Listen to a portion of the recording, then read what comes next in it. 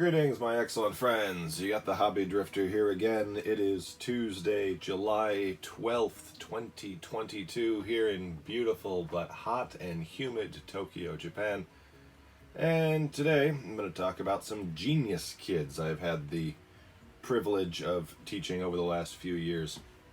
Now, I teach students of all ages, and this was a couple of years back. Had a new student show up in one of my kindergarten classes, third grade kindergarten class, which would have put her in at about maybe 6 years old, I believe, 5 or 6 years old. And she was a brand new student, and she was extremely energetic. She had this great energy, and she was picking up things very, very quickly. And towards the end of the class, we were playing a memory game, capital and lower letter alphabet memory game. And what I did for this, I put them all on the table, face up, like look, and then flipped them over, and we had a couple of kids in the class. I'm like, all right, let's see if we can remember where these are. And kids, try, and they didn't get it. Then it came to her turn, and she basically cleared the board in like one turn. She was like, oh yeah, I know it. I memorized all of this stuff, which was, not exactly a subtle clue that, oh, okay, this person's got interesting talent. And over the next couple of weeks with this student, I realized that she had pretty close to a photographic memory, and she was picking up material incredibly quickly, which I then had the privilege of talking to her parents after a few weeks, and I was kind of like, hey, do you know that your child is special or gifted, or I forget the word I used. And they were like, what do you mean? And I told them about the amazing speed at which she was picking up stuff and her memory and things like that. And the parents were like, well, what do we do? And it's like, oh, I was not expecting that from the parents. Good question though. So they're like, well, what do we do? And I told her, I said, would you want to make sure with kids like this, you have to understand that right now a lot of the things they're doing comes very, very easily to them. All of this, the vocabulary and the simple grammar and things like that we're doing, they're all very easy at this level. And you want to watch out for the first time that something does challenge them, because a lot of times they will encounter that first thing that's not easy, and they will go, oh, okay, I don't like this. Everything else has been so easy up to this point, and now, I actually have to work at this, so I don't like it. And what you want to do is make sure that you find that thing that challenges them and keep going. Like, don't just let them say, oh, I don't like this, and keep doing things that come naturally to them. And to these parents, incredible credit. They did exactly that. They put her in a special school, got her into every kind of program they could. Music and art and math and science. They did take her out of my English class because, in fairness, the stuff that we were offering was just simply too easy for her. But she did come back about a year later for my programming class, as I started teaching a programming class. And what was really interesting is, of all the things that they had this kid doing, she'd never played video games before. And this was, usually when I'm teaching games, the kids are like, oh, I want to make something like Minecraft, or I want to make something like Fortnite, or I want to make something like Mario, or I want to make something that they want to make things that are similar to the games that they've played, and that's kind of where the thought process is. This kid had never played video games. She'd never played, smartphone games. She'd never played console games. Wasn't a PC person. Just she was in so many programs and doing so many different things that she was not a gamer. So when she joined, she was in a programming class by herself, thankfully, because a lot of my programming class is getting the kids to practice, these doing the code so they know how to do it. But with her, you could just show it to her once and she's got it, and like, okay, move on to the next thing. So it was really interesting teaching this kid who had never played a video game before how to program games, because her ideas were completely unique. Like there was nothing, based on anything else. There was no frame of reference. I was teaching how to basically program really basic NPCs. And we built like an overworld type thing where the character could move around like a simple map and encounter NPCs and have dialogue, like different dialogue from each of the NPCs every time you talk to them. And after about a week of doing this, she's like, I want one of my NPCs to be a unicorn. Oh, okay, that's cool. We can do that. So she makes the unicorn, and she's like, and I want to be able to talk to the unicorn, and the unicorn is gonna want to play. And I'm like, sure, okay, fine. We're doing that. And then she comes in and goes, also, I want to ride the unicorn. I was like, you want to ride your NPC around? She's like, yeah, I want to ride around the map, and I want my cat, like her real life cat, to like follow them around while they're walking. Okay, cool. So, and I want to have like one of the places. There's my house and there's my bedroom, and I want to go in. Like, you want to go into your bedroom with the unicorn? Just like, no, you can't bring the unicorn into the bedroom. That's silly. Unicorn has to stay outside. So I'm like, all right, well, let's program your NPC unicorn to let your character ride it. And say, but you have to ask if it's okay. And like, sure, we're program consent into the unicorn. Sure, we're doing that. And finally, she's like, and I want to do this. Do you know how to do that? And I think so. I'm like, cool, let's do it. So that was a very interesting, programming class, because she was, again, completely unique, but also very, I believe at the time she was 7. I think she had just turned 7. So she's, brilliant kid, excellent memory, can, pick up new skills immediately, but, and this is super important, still had the attention span of, a 7-year-old.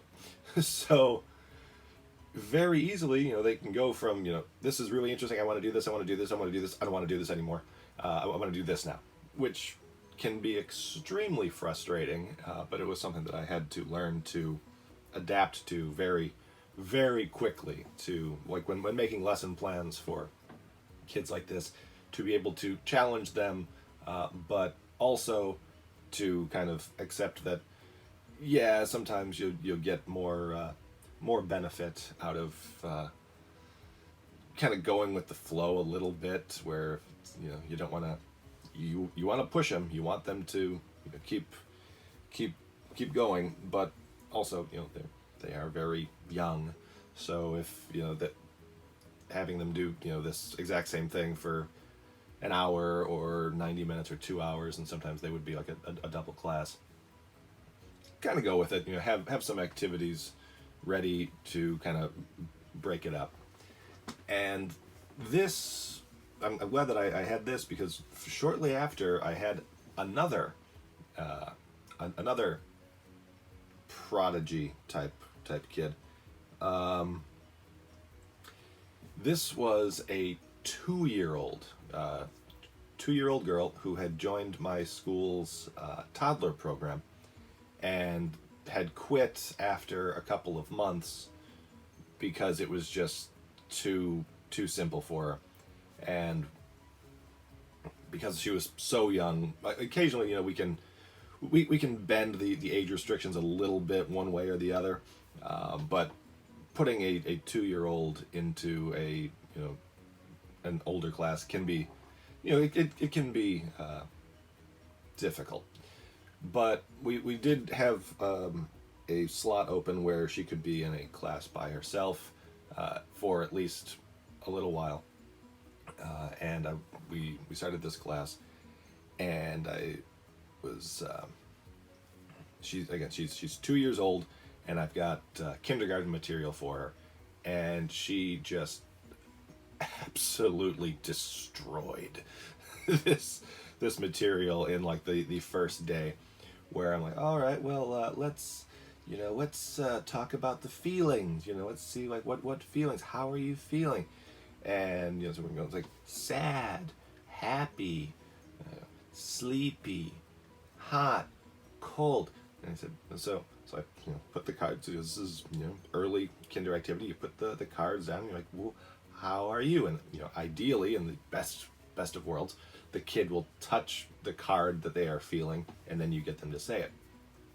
Didn't happen with this kid. I put a few on the floor, let her go to touch one, and I goes, how are you doing? And he goes, I woke up this morning and I was feeling kind of tired. But had breakfast, ate breakfast, and I came here, and now I'm fine. And I just went, oh, okay. And I'm like, okay, gotta make some readjustments here for going through the class. I'm like, okay, let's talk about colors. And I'm like, what color is this? And like, that card is red, but that card is purple. If you take blue and red, you can get purple. And I was like, again, she is 2. I mean, not just 2. She's 2 years and 10 months or so. And I'm like, okay, so this is not going to work, this kindergarten material. So I start to slip in some more higher for kindergarten level stuff, and she's just going through this with absolutely no problem whatsoever. So because she's in a class by herself and no one's really in a position to argue with me, over the next few weeks I started doing material closer to what 3rd graders in elementary school were doing. But again, the attention span thing, she was 2 and had turned 3 a few months later, so hugely capable kid, but attention span is still only a few minutes for something at a time. But we're going through all this stuff. I've got her doing, instead of it's red, it's blue. Telling me the sheep is driving the ambulance, and the ambulance is red, and just seeing how far I can push her until something is challenging. And what did turn out to be challenging was the separation, because we do like to separate kids from their parents around in the first level of our kindergarten. Try to get them to be able to go through class without mom and dad there, and sometimes that can be very difficult, but that's a topic for another time.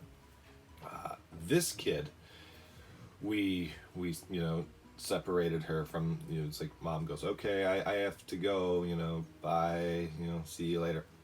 And this kid was just inconsolable, just screaming, just crying and screaming, and the manager comes in and is trying to calm her down. Nothing works. And then because that is something that our Japanese staff does sometimes take care of. And I went in and I said to her, to this little girl, I said, hey, real quick, do you know that mom is coming back? And she just immediately stops crying. She's like, mom's coming back? And I was like, yes. Do you want to know when mom is coming back? And he just goes, yeah, yes, please.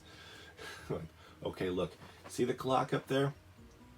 When this hand gets to here, so 25 minutes from now, Mom will come back. It's like, Mom's coming back in 25 minutes? And you're like, yes. So if we do like 2 activities and a game, we finish that, Mom comes back. And like, oh, okay. So we did the 2 activities in the game. Mom comes back. Her kid is, because of course, her kid was wailing and crying like when she left. Like, oh, you're in better spirits, and kid looks at Mom and goes, yeah, I was really sad because you were gone, but then they said that you're coming back in like 25 minutes and play a game, so we just did that. It was fun. Yeah.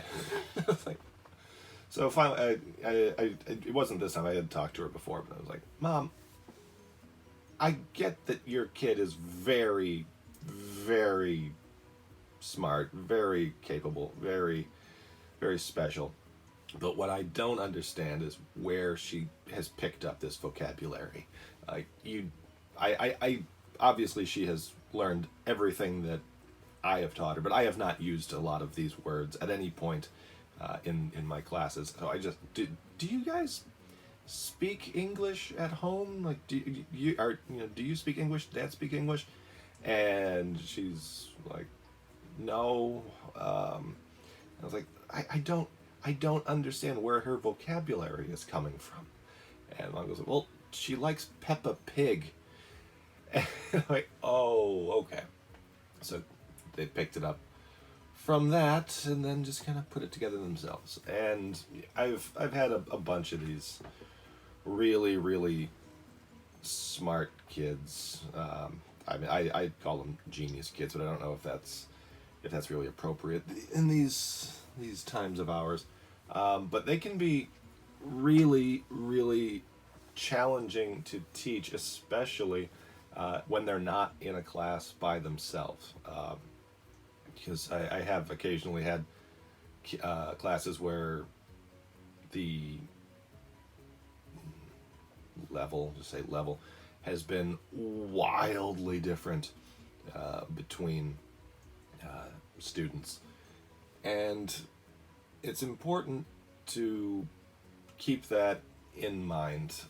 Lesson plans are great, and hopefully the lesson plans that I make do try to take some of this stuff into account, but they're not absolute, and that's something that I wish that when I was working in the public schools, these different BOEs could have at least attempted to understand that every kid is different, and just being forced to follow a lesson plan regardless of the realities of the class is not conducive to good learning.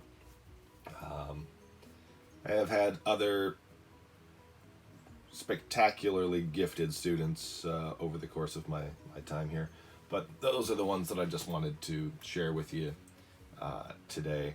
Stuff to keep in mind. I'll throw one other one in there to kind of leave this on an interesting note. Back when I was teaching in a public junior high school, there was a extremely smart student, another girl, come to think of it, extremely smart student who was getting just top grades in everything. And one day she came to me because she had done an English test, and her homeroom teacher, her English teacher, had marked her wrong. I was the ALT. She had an English teacher, had marked her wrong, and I couldn't believe it. That basically it was she got marked on a grammar mistake. It was a single grammar mistake in like an entire paragraph, and the teacher had marked the entire paragraph wrong. And the kid's like, but this isn't a mistake, this is correct. And I read it and I was like, no, you're right. And she's like, it's not fair. I speak English better than the teacher does, and I'm going to go tell her that this is... And it's like, okay. Now, again, this was a long time ago. This was close to 15 years ago. And I was like, look. before you go and do that, I got to talk to you about something. And she's like, what? I'm like, you're right. Your answer is correct, and you should get the points for that. But if you go and you tell your English teacher that you speak English better than they do, and they've made a mistake here, you're gonna make an enemy of this teacher, because I hate to tell you, adults don't like to be proven wrong, but especially by their students. And you're like, that's not fair. It's like, it's not. It's not. So I'll tell you what, give me your test. I will go talk to her, and I will tell her that, maybe this is not the way that it is, described in the book, but it is 100% correct. But in the future, if you want to get, your results, you have to be more than just correct. Okay, and she did well. She finished junior high. She went off to a good high school, and I've been told she is actually doing very well now. So very proud of her. But the thing to keep in mind is that it can be just as difficult, if not significantly more difficult, to teach gifted students than maybe lower level students. I mean, they both present their own challenges, but it can be more difficult to do well than maybe people sometimes think. All right, that's all I got for today. Thanks very much for joining me. I have been the Hobby Drifter. If you have any suggestions for future videos or vlogs, whatever these things are, please let me know down in the comments. According to my analytics, no one ever really makes it this far in my videos to hear this, but I should probably put it at the start of the video. If you have any suggestions, please let me know, and I will do my level best to accommodate you. Thank you all very much. Take care, and happy hobbying.